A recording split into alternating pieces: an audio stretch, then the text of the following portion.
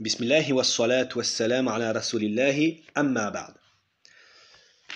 Alors nous continuons Inch'Allah dans notre série Purification des cœurs avec le livre Mukhtasar Manhaj al-Qasidin. Nous avions vu dans les audios précédents le moyen d'améliorer le caractère. Nous allons voir aujourd'hui bi'idhnillahi ta'ala les symptômes du mal du cœur, son retour à la santé et comment l'homme parvient à connaître ses propres défauts. Sache que chaque membre a été créé pour accomplir un acte particulier. Ainsi, le symptôme de sa maladie réside dans le fait qu'il ne peut plus assurer ce genre d'acte ou qu'il manifeste un certain trouble de fonctionnement.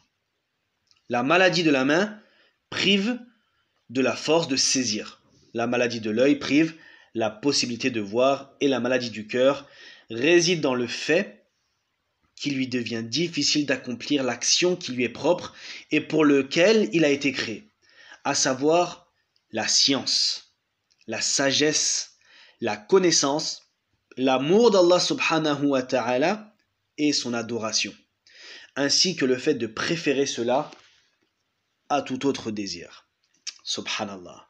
Le cœur a été créé pour ça. Si la main a été créée pour saisir, l'œil a été créé pour voir, l'oreille a été créée pour entendre, le cœur a été créé pour la science. Apprendre la religion. Ça, c'est une chose qui est super importante de comprendre. Al-ilm. La personne, elle sera forcément dans le noir si elle n'a pas les connaissances suffisantes pour se protéger du démon, pour se protéger des waswas du shaytan.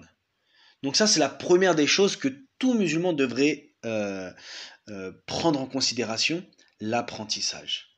L'apprentissage d'Allah subhanahu wa ta'ala. Qui est Allah? La connaissance d'Allah. Comment aimer Allah? Comment remercier Allah? Comment adorer Allah?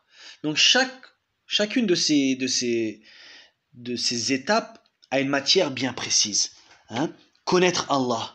Donc ça sera dans les livres de Aqidah et de Tawhid. Connaître Allah, son unicité. Connaître Allah, donc c'est connaître la façon dont il s'est décrit, qu'il est le miséricordieux, qu'il est le pardonneur, et ainsi de suite. Ensuite, comment adorer Allah? Comment adorer Allah? Donc les actes d'adoration, c'est la jurisprudence dans le fiqh. Comment aimer Allah? Donc tout ça, ça rentrera dans le fait de connaître Allah. Forcément, plus on va connaître Allah, plus on va aimer Allah subhanahu wa ta'ala. Et le fait de préférer cela à tout autre désir. Le cœur a été créé pour qu'il préfère l'adoration à tout autre désir. Subhanallah. Supposons que l'homme ait tout connu, sans connaître Allah subhanahu wa ta'ala. Il serait comme s'il n'avait rien connu. Or, le signe de la connaissance, c'est l'amour. Ainsi, celui qui connaît Allah azza wa jal l'aime. Donc, comment peut-on prétendre aimer Allah sans le connaître? Vous voyez, tout revient à la science. Connaître son Seigneur, connaître Allah subhanahu wa ta'ala. Donc, comment peut-on prétendre aimer Allah si nous ne le connaissons pas? Le signe de son amour, c'est qu'il ne lui préfère rien d'autre parmi les choses aimables. Et celui qui préfère à Allah quelque chose parmi ce qui est aimable, possède un cœur malade. Au même titre que l'estomac malade qui préfère la consommation de l'argile à celle du pain en perdant l'appétit du pain. Ici, l'auteur nous donne un exemple assez particulier. La personne qui préférait manger de l'argile, de la terre, plutôt qu'au pain, jusqu'à ce qu'il perde l'appétit du pain. Il ne veut plus manger de pain, il veut manger que de la terre. C'est comparable au fait d'aimer des choses de ce monde d'ici-bas plus que d'aimer Allah subhanahu wa ta'ala. Mais la maladie du cœur est subtile. Et il arrive à celui qui en est atteint de l'ignorer et d'en être insoucieux. S'il la connaît, il lui est souvent difficile d'endurer l'amertume de son remède, car son remède consiste à s'opposer au désir. Et s'il trouve la patience, il ne trouvera pas pour autant le médecin habile pour le soigner. En effet, les médecins, ce sont les savants, mais ceux-ci sont aussi victimes de la maladie. Il faut savoir que rarement le médecin malade ne se penche sur son propre mal. C'est pour cette raison que le mal est devenu incurable, que cette science s'est éteinte, que la médecine des cœurs et de leurs maux a été complètement reniée et que les gens se sont adonnés à des œuvres dont l'extérieur est constitué de dévotion et dont l'intérieur n'est qu'habitude et automatisme. Voilà les symptômes de l'origine du mal. Subhanallah, subhanallah. Ce que l'auteur nous dit ici, subhanallah, c'est exactement ce qu'on voit au jour d'aujourd'hui dans la société, dans la communauté dans laquelle on vit. Toutes les sciences ont pris le dessus, mais la purification de l'âme, le bon comportement, le fait de guérir nos cœurs, alors comme il le dit, cette science s'est éteinte. Et les gens se sont adonnés à des œuvres dont l'extérieur est constitué de dévotion et dont l'intérieur n'est qu'habitude et automatisme. Subhanallah. Et pour moi, je trouve que c'est la base de toute chose. C'est la base. Quand nos actes d'adoration sont devenus des habitudes et des automatismes et qu'elles sont simplement ornées, ornées de dévotion, mais de l'extérieur, et l'intérieur, le spirituel n'est plus présent, alors certes le cœur est malade. Qu'Allah nous préserve de tout cela, mais beaucoup de nous sont tombés là-dedans. Beaucoup de nous sont tombés dans cette chose-là, à savoir faire des actes d'adoration par habitude et par automatisme sans que la présence du cœur n'y soit. Ça veut dire que c'est simplement des paroles et des actes, mais la spiritualité et la dévotion intérieure n'est pas présente. Subhanallah. Donc à ce moment-là, on peut se rendre compte, quand on est comme ça, que nous avons les symptômes d'un cœur malade. Ensuite, l'auteur continue. Quant au rétablissement du cœur et son retour à la santé normale après les soins dispensés, cela consiste à regarder la cause. Si le fidèle veut soigner le mal de l'avarice, son remède consiste à donner de l'argent, mais sans excès pour ne pas tomber dans le gaspillage et la dilapidation et ne pas contracter un autre mal. Donc ça, on avait parlé un petit peu dans le cours précédent. Ni du laxisme, ni de l'exagération. Son cas ressemble à celui qui soigne le refroidissement par une chaleur excessive, jusqu'à ce que la fièvre s'empare de son corps et il ne fait qu'introduire un autre mal.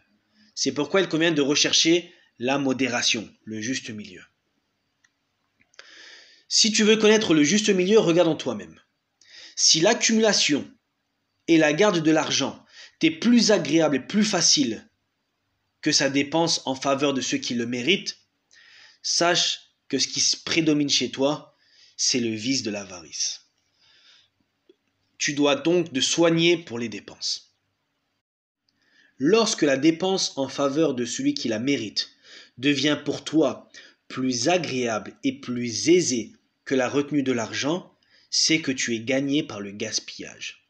Tu dois retenir à l'observance de la retenue.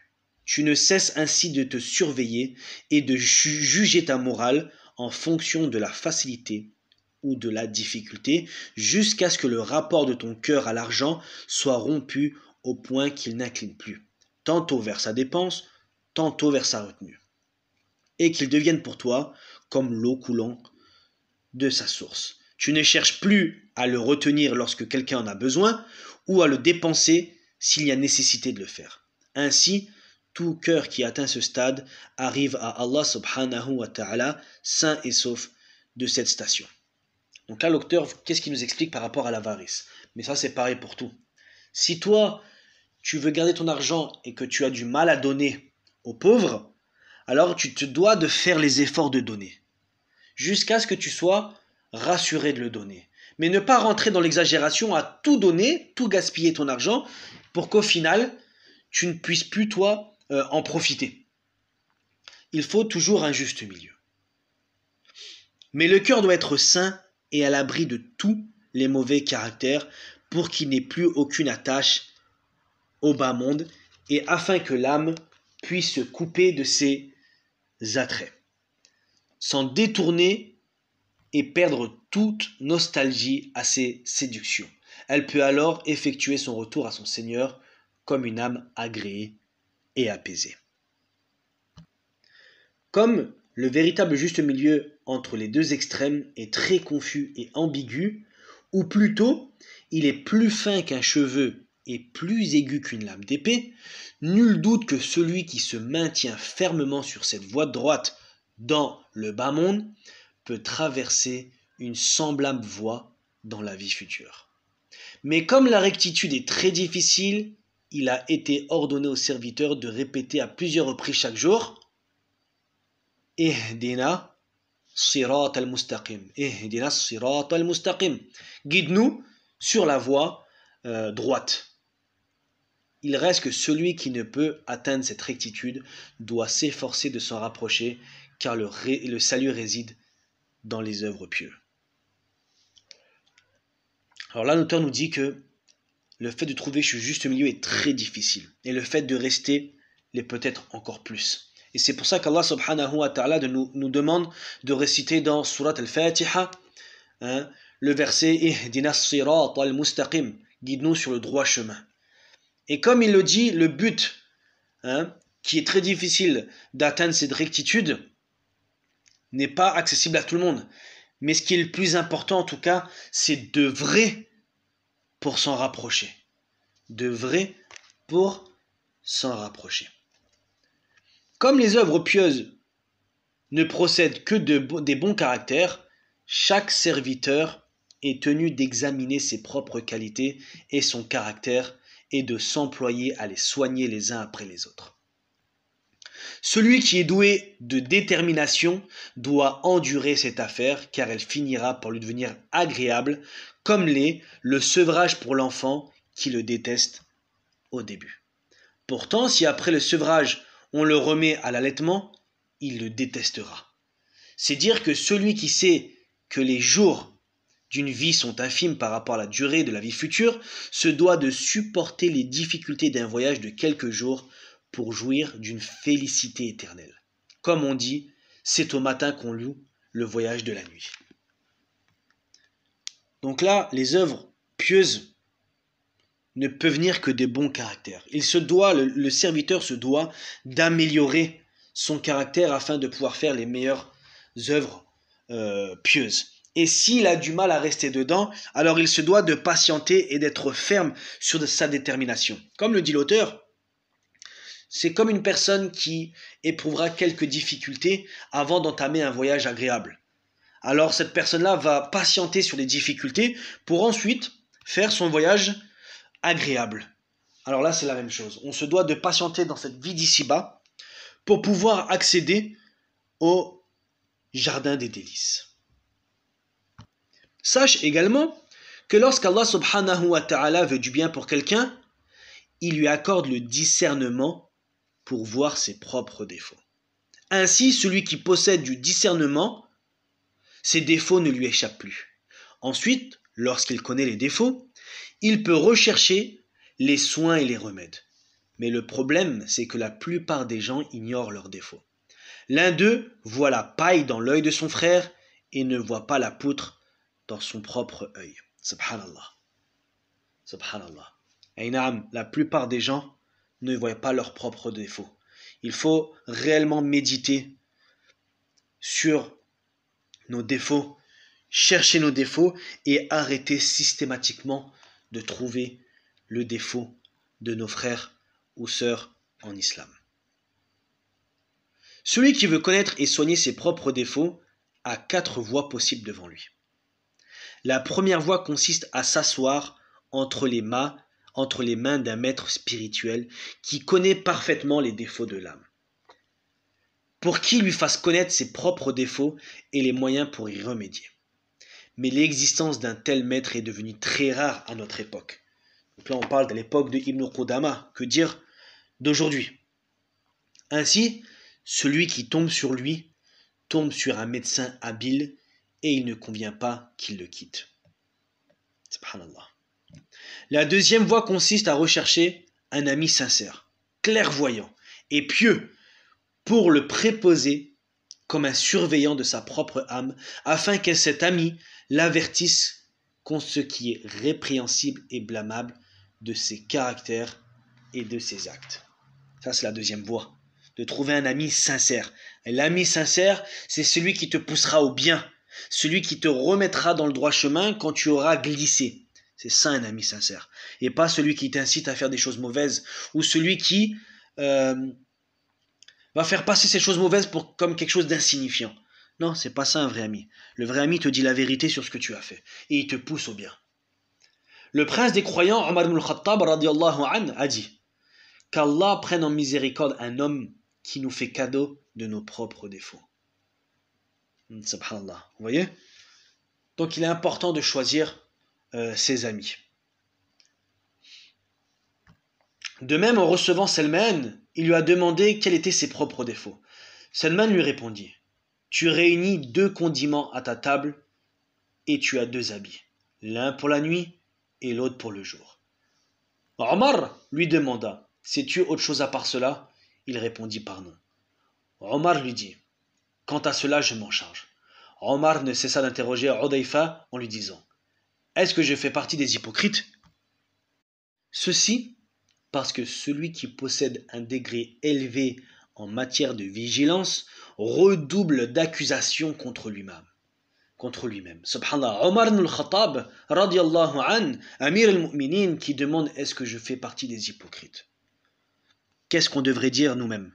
Subhanallah. Mais il devient de plus en plus difficile à notre époque de trouver un ami qui a cette qualité. Car rares sont les amis qui renoncent à la complaisance pour parler des défauts ou dénoncer l'envie, car ils se contentent de ce qui est indispensable.